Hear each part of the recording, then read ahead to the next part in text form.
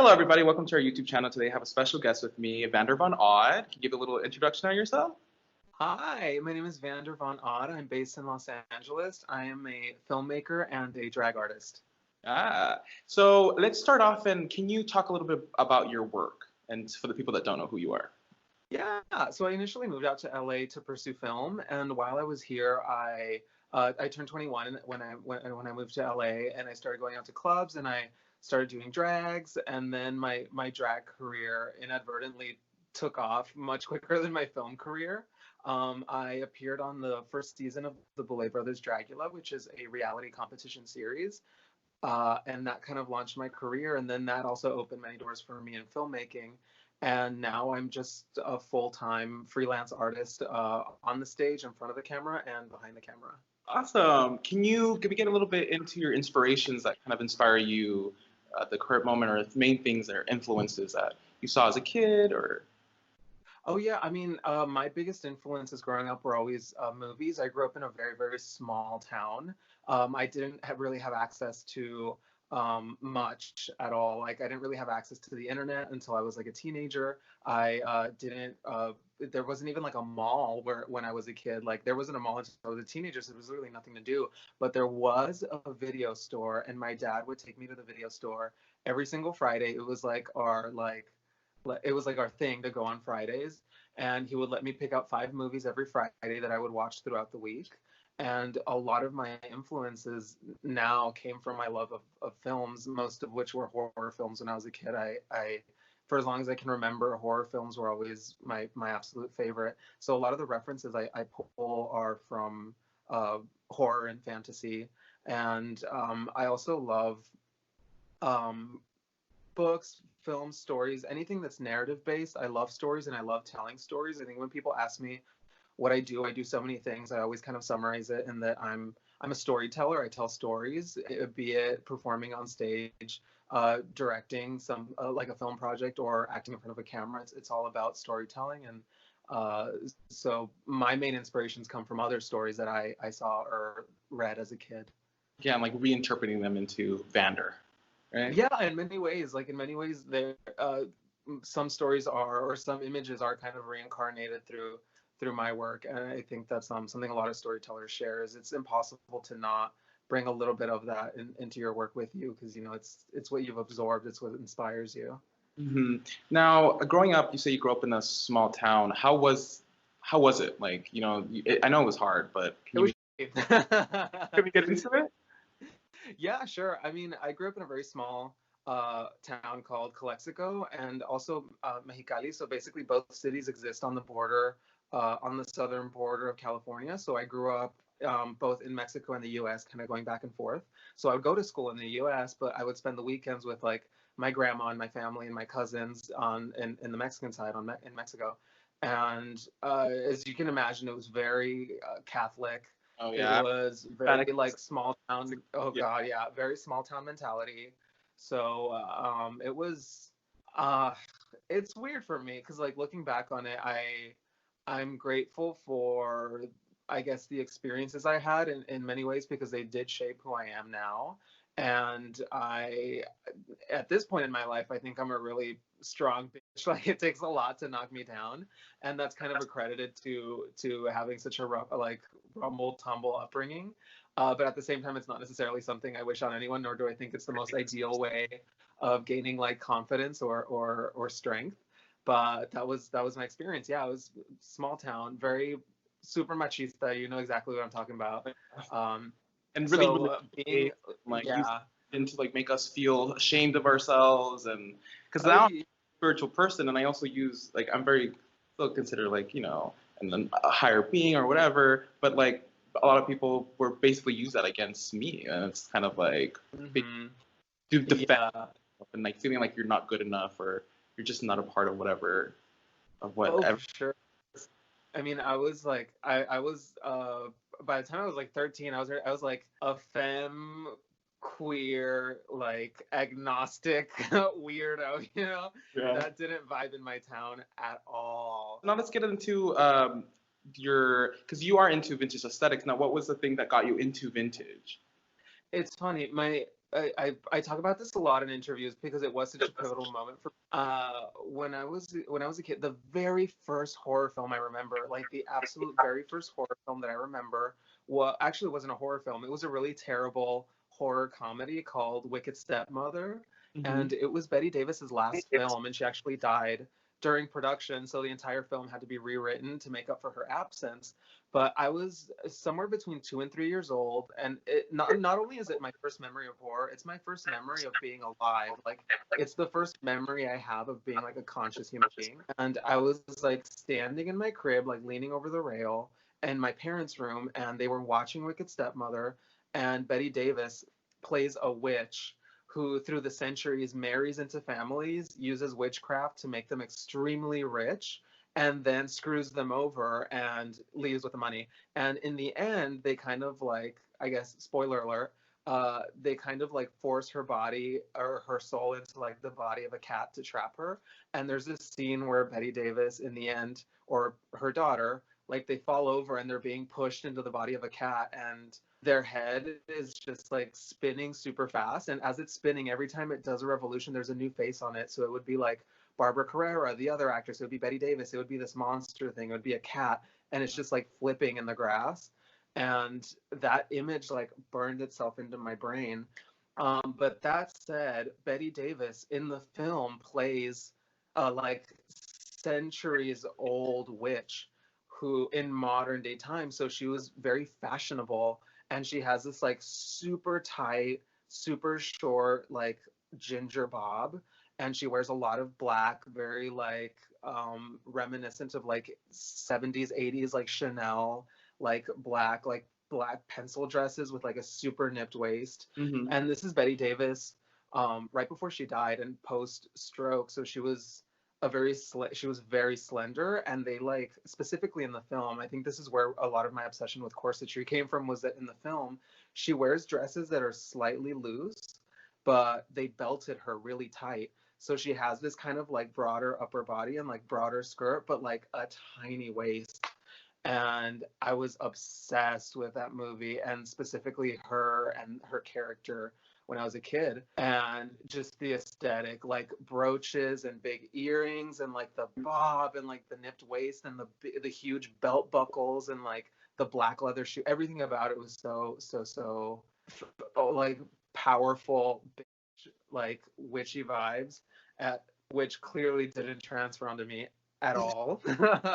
It did. So I think you're a bad bitch, and you're a total like. I think everything that you embody as a person is like. Seeing as a fan, I've always, been very into your work and like seeing it. It's like you are basically peeking. Like I can see your brain, and I can see who you are as a person through your work. And I think I admire it so much because it's something that catches my eye. Like the interest that I like. Like when you were speaking about horror movies, like that's something that I can fully relate with you on that. And like now I'm realizing like this is why like I been like in love with this person for so long. But now I kind of want to get into a little bit on your like the fetish community because I know you're very deep in the fetish community. Can you talk a little bit about the things you do and just give a little peek into that world for the people that are watching? yeah, for sure. I mean, in my personal life, I am a handler to, if you know about puppy play. Puppy play is like a pet play, kink slash fetish. It kind of walks the line between both many times. And I'm a handler, and I also do a lot of body modification sort of stuff. So I do like a lot of needle play. I've done a body suspension, which I wish I could do more of, but they're kind of they're tricky to pull off because of the equipment and the people you need. But body suspension, needle play, pup play, some impact play, things like that are things that I'm very interested in. And I've always kind of run adjacent, even before I really got involved. I've always kind of run adjacent to it. A lot of the people I know and I work with, and a lot of my close and personal friends are, like pro doms and like sex workers and people who are very involved in the community. So um, I'm a practitioner, but also a friend to many people who do it as a career and who do it professionally. And I noticed that this is also something that really blends into your work very heavy. Like I saw one of my favorite photos were the ones of you being suspended as a witch and like Mhm. seeing your art and being able to blend it in with two. What was it that kind of got that started? For me, my work, especially when I perform and when I'm in drag, um, a lot of people, it's funny, slightly off topic, but ties into it, is that a lot of people ask me, what's your drag character? And I always found like the term drag character a little strange for me, like kind of ill-fitting, because a lot of queens do put on like a character, it's like a persona. But for me, my drag isn't so much like a character or a persona that I put on. My drag is simply all the things that I love or that I hate or that I want to uh, vent or that I want to express or that I want to pull apart or put together or glue or staple, pinch and snatch. Uh, all kind of exploded on stage. So my drag has never really felt like a costume so much as it's felt like a very extreme version of who I am and what my ideas are and what I want to share or what I need to share.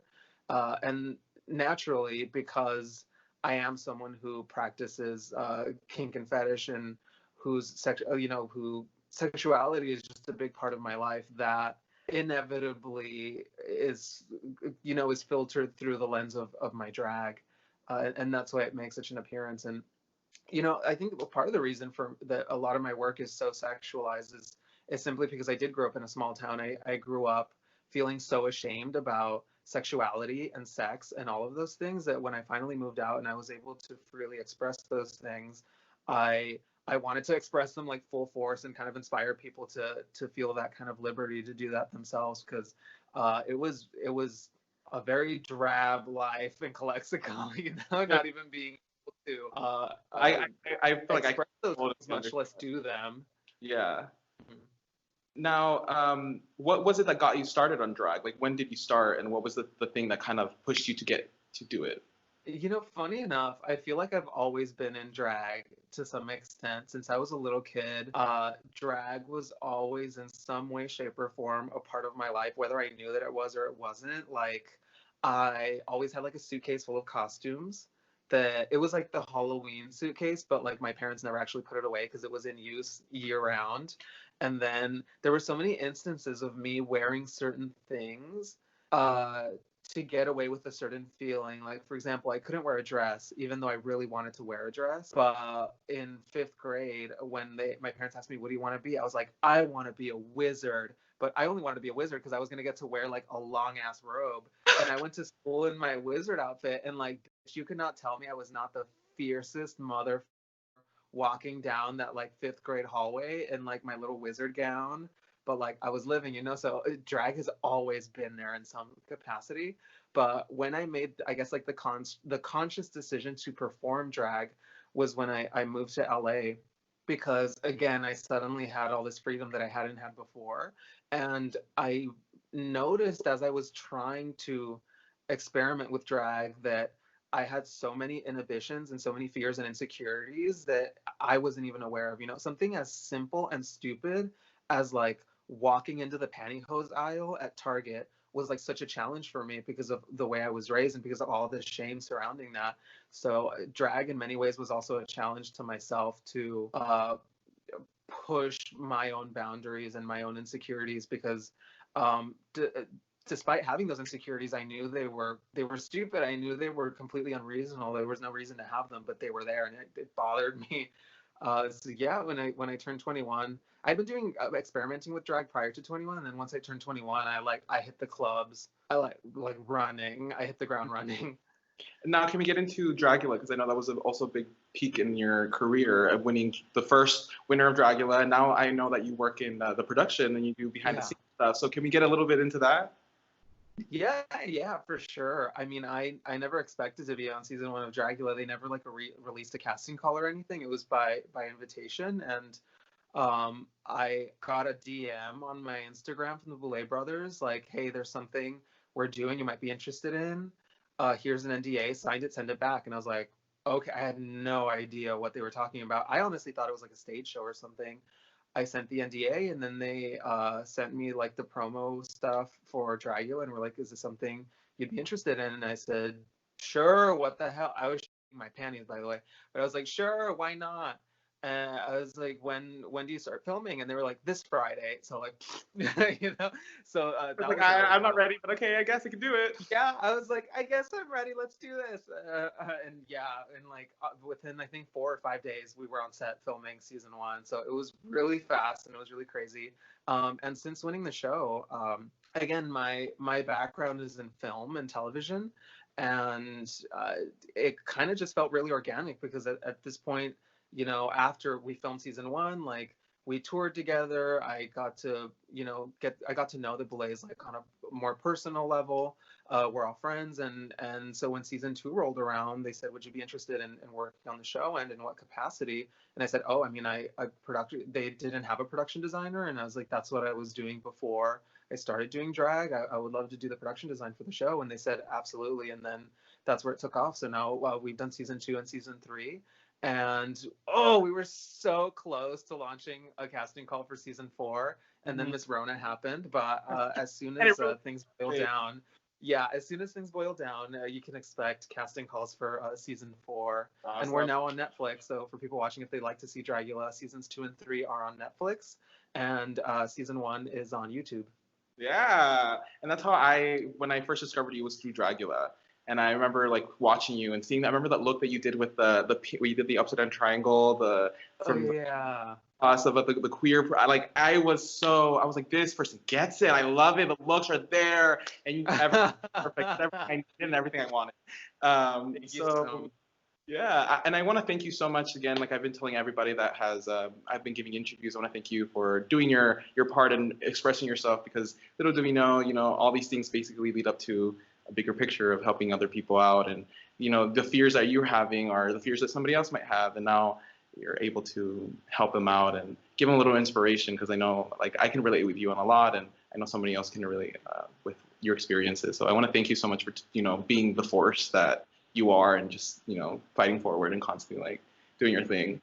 I really No, thank you so much. I'm happy to. I mean, there were a lot of people in my life that were like that in my upbringing. Not people that I personally knew, but through any source I get, through film, through television, through YouTube, through MySpace. Like one of my heroes was James St. James, which is so crazy now because we're friends.